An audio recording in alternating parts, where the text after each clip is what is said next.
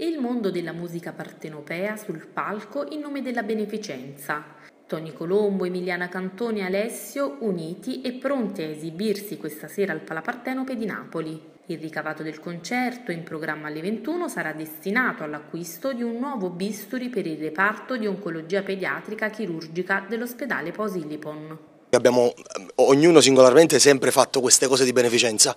Questa volta ci siamo uniti tre forze per il popolo, per la gente che ci segue, e abbiamo voluto fare una cosa un po' più alla grande e abbiamo voluto aiutare, appunto stiamo cercando di comprare questo bisturi che poi, nonostante tutto, voglio dire, la raccolta di fondi, se non ci si dovesse arrivare, voglio dire, ognuno di noi mette mano in tasca e facciamo questa cosa, comprare il bisturi e dare una speranza ai bambini che muoiono tutti i giorni. Della dimostrazione che poi la musica unisce non solo le persone e le emozioni, ma si finalizza anche a qualcosa di concreto, visto che abbiamo un pubblico molto vasto che ci segue e che c'è fedele, allora lo abbiamo, tra virgolette, sfruttato per una causa giusta e ci ha risposto alla grande, quindi li ringraziamo in anticipo.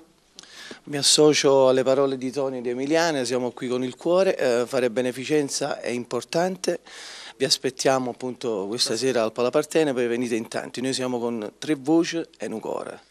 Grazie.